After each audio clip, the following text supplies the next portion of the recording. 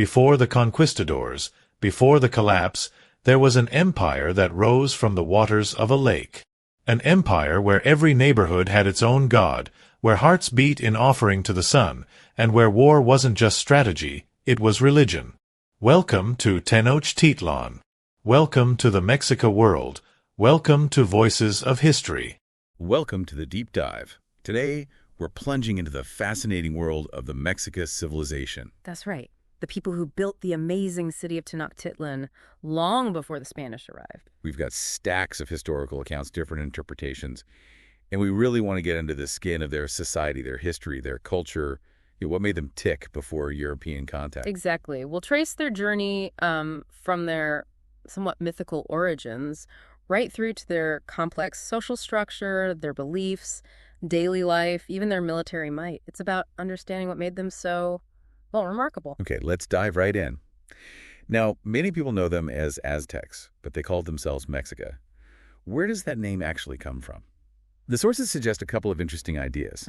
One is pretty evocative. It links to Mexican, which might mean something like among mist or clouds. That's a powerful image, isn't it? Sort of reinforces a unique, maybe even divinely guided origin, different from other groups in the valley. Right. Then there's a less popular theory connecting it to Mexican wild crests. A bit more down-to-earth, that one. Yeah, less romantic. And it shows how names can carry different layers, maybe how neighbors saw them versus how they saw themselves. And get this. There's even a debate about whether the people's name, Mexica, came before the place name, Mexico, or the other way around. That's always a tricky one with founding groups. Did the land name them, or did they name the land? Speaking of origins, Aztlan, their mythical homeland. Ah, yes, Aztlan, the island in a lake. Such a potent image, and one they seem to have consciously replicated or tried to when they finally settled Tenochtitlan. That mirroring is fascinating. It really is. Aztlan wasn't just a starting point. It was like a spiritual blueprint for their ultimate home. It grounded their identity in this sacred geography. So they leave Aztlan. The traditional accounts say this happened in the year 1 Flint, and they're guided by Huitzilopochtli. Right. And Huitzilopochtli's story itself is quite something. He starts as a priest, doesn't he? A kind of man-god communicating with another deity, Tetzalcoatl, leading the migration. Exactly. But then, after his death, he transforms into the deity Huitzilopochtli we usually think of. That shift is really significant. What does that tell us about their view of gods and leaders? Well, it suggests a really strong belief in a divine mandate for their journey, their whole destiny. And that leadership could transcend the human. His remains were even carried in a sacred bundle, the Tlacumaloli. These bundles sound important, more than just relics. Oh, absolutely. They were seen as holding immense divine power, a direct link to their god and their past, carried by special priests, the Tiomac. A huge responsibility. And this migration wasn't quick. One source mentions 52 years before Huitzilopochtli even died. 52 years? Imagine. That's generations on the move. And they weren't just wandering aimlessly. They were adaptable. Practice agriculture where they could be amaranth, chia, chili, tomatoes. Staple Mesoamerican crops. But also use lake resources. Yeah. They had this mixed economy, shifting based on where they were and how long they stayed. Pretty clever. Very resourceful. It shows a deep understanding of different environments. And those Tlacumaloli, the bundles, must have been crucial focal points for keeping the community together during such a long, challenging time. It's also worth remembering, isn't it, that we don't have just one single story of this migration. No, not at all. Different codices, those amazing pictorial manuscripts that show different routes, different events. So what does that mean? Multiple groups migrating. Or just different versions of the story evolving over time? It could be a bit of both. It certainly suggests that Mexica historical memory was dynamic, not static.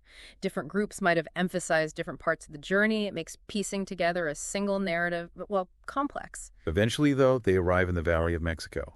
They try settling a few places first. Doesn't quite stick initially. Until they find the spot for Tenochtitlan. And they have this very specific founding story for it. The sign from Huitzilopochtli. The eagle on the cactus, devouring a serpent. Iconic. Hugely iconic. Whether it literally happened like that is, debated by historians. But its symbolic power is undeniable. It legitimizes their claim to that specific place, divine approval. And interestingly, where they first settled was actually pretty marginal land, wasn't it? Swampy, maybe? Yeah, not exactly prime real estate. They likely got permission from the existing power, the Lord of Azcapotzalco. Why would he let them? Because they were useful. They'd already built a reputation as fierce warriors, so instead of paying tribute with goods, they paid with military service. Ah, okay. So they leveraged their fighting skills to get a foothold. Smart. Very pragmatic. They weren't dominant initially, but they used what they had, their martial prowess. And from that foothold, they built Tenochtitlan into something truly incredible. The Spanish chroniclers who saw it were just blown away. You read accounts like Bernal Diaz del Castillo's, and the sense of awe is palpable. He talks about the scale, the construction calicanto, stone and mortar, solid buildings, the causeways connecting it to the mainland. And the sheer number of people. Some estimates put its population up there with major European cities like Paris at the time.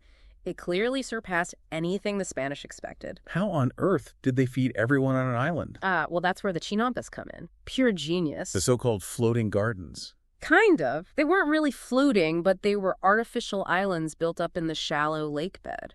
Incredibly fertile land created out of the water itself. And super productive, right? Allowed them to grow maize, beans, squash, vegetables. Enough to sustain that massive city. Absolutely crucial. The chinampas are a testament to their ingenuity and environmental understanding. It fueled the city's growth. It probably also led to specialized labor, managing them. Okay, so the city is thriving. Let's talk about how their society was actually structured. It was definitely hierarchical. Very much so. At the absolute top, you have the rulers. The Huey Tlatoani, the great speaker or great administrator, the main guy. Right. But there was also this other really interesting figure, the Cihuacoro, the woman serpent. What was her role? It sounds significant. It does, likely connected to earth and fertility goddesses.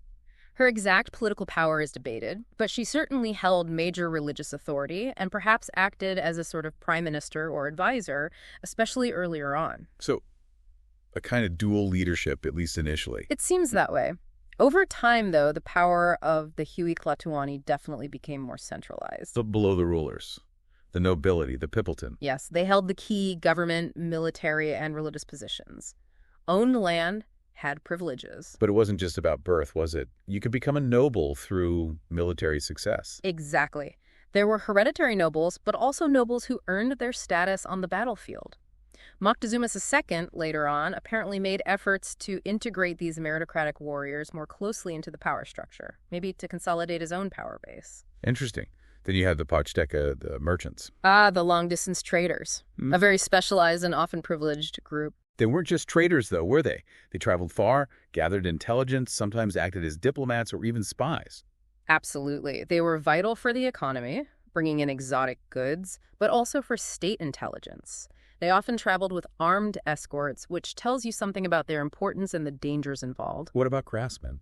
Highly regarded, especially those working with luxury materials, feather workers, goldsmiths, weavers of fine textiles. Their skill was valued. And the majority of people? The commoners, the Mace Walton. They were organized into these units called Calpulli. Okay, what exactly was a Calpulli? More than just a neighborhood. Oh, yeah. It was a fundamental social and territorial unit. People were born into a Calpulli. It had its own temple, its own local governance. It distributed land to its members and often specialized in a particular craft or provided a specific contingent for the army, kind of like a self-contained community within the city. So they had some local autonomy. A degree of it, yes. They were the building blocks of the city. Lower down the scale. You had the Maek, who were rural laborers tied to the land, a bit like serfs in Europe. And slaves. Takotan. Yes, slavery existed. People could become slaves due to debt, or as punishment for crimes, or being captured in war. But it wasn't necessarily lifelong or hereditary, was it? Generally not. It was different from, say, chattel slavery. Slaves could potentially buy their freedom, and their children weren't automatically slaves. It served a different social and economic function. Well, you could tell someone's status just by looking at them, right? Through their clothes. Definitely. Social status was very visible. Commoners wore simpler clothes made from rougher fibers, like ixtal from the mogué plant. Women typically wore a ripilli, a tunic, and a creedle, a wraparound skirt, or finer cotton garments, often elaborately decorated. There were strict sumptuary laws, rules about who could wear certain precious materials, feathers, or specific designs, even about who could live in a two-story house. It constantly reinforced the hierarchy. Wow. Okay, what about raising the next generation? Education. Education started at home, but then there were formal schools. For commoner boys, it was mainly the Telpakali, the House of Youth. What did they learn there? Mostly vocational skills and, crucially, military training. A big emphasis was on learning how to capture enemies alive in battle. Why capture them alive? For sacrifice, we'll get more into that, but capturing enemies for ritual purposes was a key driver of their warfare. And noble boys, where did they go? They attended the Kolmachak, a more rigorous education starting earlier. They learned history, astronomy, religion, glyph writing, rhetoric, leadership skills. Did they get military training too? Yes, and interestingly, they often trained alongside the commoner boys from the Telpakali. Why do that? Probably fostered a shared warrior identity across classes while still reinforcing the nobles' leadership roles within that structure. Builds confusion, but maintains hierarchy. How did they keep order in such a big, complex city? Yeah. Laws?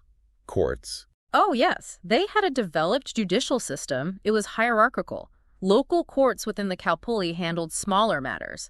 More serious cases went to higher courts in Tenochtitlan, right up to a Supreme Court. They even had professional judges. What kind of laws did they have? What were the punishments? Covered a wide range. Punishments could range from fines or restitution to slavery or death for serious crimes like murder, often a life for a life. I read somewhere that slander or bearing false witness could have a pretty gruesome punishment. Yes, calumny could result in having your lips cut off. Shows how seriously they took social harmony and truthfulness, I suppose. Did everyone get treated the same by the law? Nobles versus commoners? Officially, maybe. But sources suggest nobles sometimes received, let's say, preferential treatment, maybe delayed punishment or alternatives like extortion rather than the harshest penalty. Social standing probably mattered in practice. Okay, let's shift gears a bit and dive into their worldview, culture, religion, thought. It seems like religion wasn't just part of their life, it was their life. That's a great way to put it. The sacred was everywhere, underpinning everything. Their understanding of time, the cosmos, their festivals, even their buildings, it was all deeply religious. Their sacred architecture physically embodied their cosmology. They had a huge number of gods, right? A big pantheon. Massive. But their own patron deities were central. Huitzilopochtli, the war and sun god who led them, and his mother, Kotlikue, the earth goddess with the skirt of snakes. But they also adopted gods from older cultures, like the Toltecs. Yes, they saw themselves as inheritors of earlier traditions. They incorporated major deities like Tlaloc, the ancient rain god, and Quetzalcoatl, the feathered serpent, a god of knowledge, creation, and wind. Wasn't there also a more abstract philosophical concept of a supreme god? Indeed. Alongside the popular worship of many gods, there was a sophisticated theological strain among the priests and sages, the Tiatlamatami. They contemplated a supreme dual deity, Ometitl, the god of duality, or referred to this ultimate force as Tluk-Nahak, Lord of the Near and Nigh, or Mayo Koyani, he who invents himself. So there were different levels of religious understanding coexisting. Popular belief and deep philosophy. Exactly. These Tiatlamatame debated the meaning of myths, the purpose of life, the nature of reality, the afterlife. Really profound philosophical questions. Well, let's talk about some of those myths. Their creation stories are amazing. They really are. There's the idea of Quetzalcoatl creating the first humans from ground bones and his own blood. And the 5 suns, the idea of previous world ages destroyed by cataclysms. Yes, a cyclical view of time. Each age, or sun, ended violently by water, jaguars, fiery rain, wind. We are supposedly in the 5th sun, created through the sacrifice of the gods themselves. Quetzalcoatl seems key in creating this current age, too. He is. He undertakes penance, descends to the underworld to retrieve the bones of previous humans, and the gods sacrifice themselves at Teotihuacan to set the new sun and moon in motion. But his story gets complicated, right? He's associated with rejecting human sacrifice later. That's a fascinating part of his mythology. Conflict with sorcerers, led by Tezcatlipoca, his departure from the Toltec capital Tolan, his self-immolation and transformation into the morning star, Venus. It embodies themes of purity, fallibility, redemption, and cosmic cycles. And the birth of their main guy, Huitzilopochtli. That's dramatic, too. Very. Born fully armed from his mother Kotlikue after she was impregnated by a ball of feathers. He immediately defends her by defeating his envious sister, Coyolxauhqui, the moon goddess, and his 400 brothers, the Tzintzunhuitznahua, the southern stars. A cosmic battle right at birth, often linked to the site of Coatepec, Serpent Mountain. Exactly. It's a foundational myth justifying his power and the Mexica destiny. The daily sunrise was seen as a reenactment of this victory over the forces of night. How did they practice their religion day to day? Rituals and ceremonies must have been constant. Absolutely central. Their calendar had 18 20-day periods, each with major festivals dedicated to specific deities, often reenacting myths. What kinds of rituals? Offering incense, especially at night. Fasting. Self-mortification, like drawing blood with reeds or maguey thorns as a personal sacrifice. And grand public ceremonies. There was a big feast for the Earth Lord associated with the Sign 4 movement, linked to the creation of the fifth sign. And human sacrifice. We have to talk about it. We do. It's obviously the most controversial aspect, but vital to understand it in their context. What was the belief behind it? The core idea was that the gods, especially the sun, Tenochtitlan, needed nourishment to keep the cosmos running. Human blood and hearts were seen as the most precious offerings. Cholchoatl, precious water, required to maintain the cosmic order and prevent the end of the world, the fifth sun. The scale of it is debated, though, isn't it? Yeah. Some early Spanish accounts mention huge numbers. Highly debated. Many historians think those numbers were likely exaggerated for political reasons or misunderstood. Considering the city's logistics and the fact that captives often lived in the community for a time before sacrifice, the truly massive numbers seem improbable. But it was undeniably a significant part of their state religion and political theater. Displaying power. That, too. It demonstrated the power of the Mexica state and their gods, and intimidated enemies. What about their views on death and life itself? Were they fatalistic? There's a strong sense of the transience of life in their poetry. Thinkers like Nezahualcóyotl wrote beautifully about the inevitability of death. Others, like Tochuitzin-Coyolnahuac, reflected on life being like a fleeting dream. Did they believe in an afterlife? Yes, but where you went depended on how you died, not necessarily how you lived. Warriors who died in battle, women who died in childbirth, those sacrificed they might go to the paradise of the sun. Most others went to Mictlan, the underworld, a journey through 9 challenging levels. Drowned people went to Tloacan, the paradise of the rain god. So, multiple possible destinations. Okay, let's switch to more everyday things. What did they eat? The foundation was the classic Mesoamerican triad. Maize, beans, and squash. Very important. But other stuff too. Oh, yes.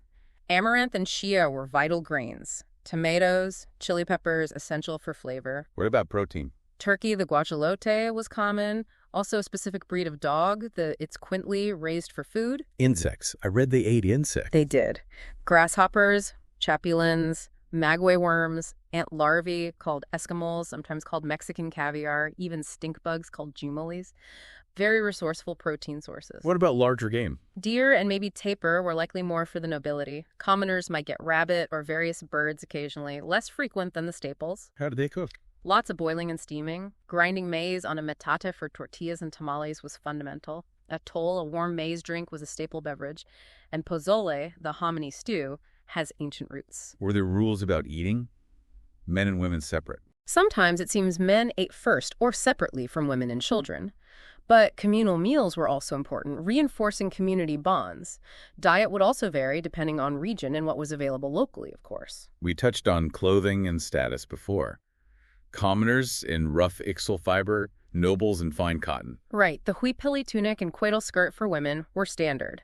But the quality, decoration, and materials instantly signaled rank. Weaving itself was a really important skill, especially for women. What do they do for fun? Games, pastimes? Kids had dolls, rattles, little clay whistles. Adults played patoli, a board game, kind of like pachisi, using beans as dice. And the ball game, ulamalisli. The famous Mesoamerican ball game. Played with a solid rubber ball, hitting it with hips and thighs. It had deep ritual meaning. Was the losing team always sacrificed? That's the common image? Not always, but sometimes, yes, particularly in highly ritualized contexts.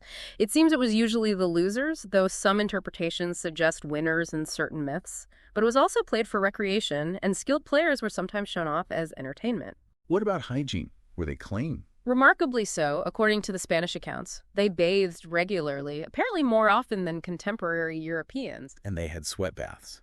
Temazcal. Yes, the temazcal was important for physical cleansing, health, especially after childbirth, but also for ritual purification. It had strong spiritual dimensions. And agriculture, just to loop back, those chinampas were key, but general farming skill was high too, right? Absolutely. They were expert cultivators of their core crops and many vegetables, showing sophisticated knowledge of their environment. Okay, so this complex society, this amazing city, how did they project power? How did they expand? Military organization must have been crucial. Totally central. Warfare wasn't just occasional, it was integral for expanding territory, acquiring tribute, and capturing those sacrificial victims we talked about. A constant cycle. Training started young, in the Telpokali for commoners and Kamakak for nobles. Right. Rigorous training, focused on discipline, fighting in formations, and that key skill, capturing enemies alive. Killing was secondary to capturing. And success in battle brought rewards. Social mobility. Huge rewards. Warriors who captured a certain number of enemies gained prestige, special costumes, privileges, and could rise significantly in status. Capturing 4 or 5 enemies made you eligible for high command or administrative roles. A clear path upwards through military merit. What kind of weapons did they use? Spears, darts launched with the atlatl, that's a spear thrower, adds a lot of power and range. Bows and arrows became more common later. Shields, of course. And their armor was often quilted, cotton soaked in brine, which was surprisingly effective against obsidian blades and projectiles. And mythologically, Huitzilopochtli wielded the Zihukodl, the fire serpent. A divine weapon for a warrior god. Makes sense. They didn't operate alone, though, did they? The Triple Alliance. Correct. The empire is built on an alliance between Tenochtitlan Texcoco and Tlacopan. Initially, Texcoco might have been an equal, even culturally dominant partner in some ways. But Tenochtitlan eventually became the powerhouse. Increasingly so, yes. By the time the Spanish arrived, Tenochtitlan was clearly the senior partner, directing military campaigns and receiving the largest share of tribute. Ah, tribute. That's how they controlled conquered areas. Primarily, conquered territories had to pay regular tribute goods like textiles, feathers, food, raw materials, sometimes labor, even contributing warriors for Mexica campaigns. Was it a harsh system? Was there resistance? It could be very demanding, and yes, resistance and rebellions were common. The Mexica often used indirect rule, letting local rulers stay in power as long as the tribute flowed. But resentment was widespread, which the Spanish later exploited. So wrapping this up, what stands out most about the Mexica? For me, it's the sheer complexity and the deep integration of religion into everything. Their social structure, their art, their warfare, their city planning, it all flowed from and fed back into their cosmic understanding. A truly sophisticated civilization built on ingenuity, fierce belief, and, well, a formidable military. Absolutely. A testament to their adaptability and vision, creating this incredible world in the Valley of Mexico. So here's a final thought for everyone listening. We've talked a lot about how deeply religious their worldview was. How do you think that framework might have shaped their very first interpretations, their initial reactions, when they encountered the Spanish people completely outside their known cosmos? And on a different note, what's the long-term legacy of innovations like the chinampas? Right. Did that sustainable agricultural model leave lessons for the future of the Valley of Mexico? Lots to ponder there. The Mexica story continues to fascinate. Thanks for joining us on this deep dive. Until next time, keep exploring. What remains of them? Sources and legacy. The codices, the pyramids, the chroniclers. Everything speaks to us about the Mexica. But so do the neighborhoods, the names, the living customs. Behind the image of sacrifice lies profound thought, political order, art, and a worldview. Mexica history did not end with the conquest. It lives on in the soul of Mexico. Tenochtitlan was more than a city. It was a floating empire, a universe in balance. And the Mexica, warriors, wise men, and devotees, left an indelible mark on world history. If this podcast amazed you, like it, subscribe, and share it. Because at Voices of History, we continue to tell the stories that deserve to be heard.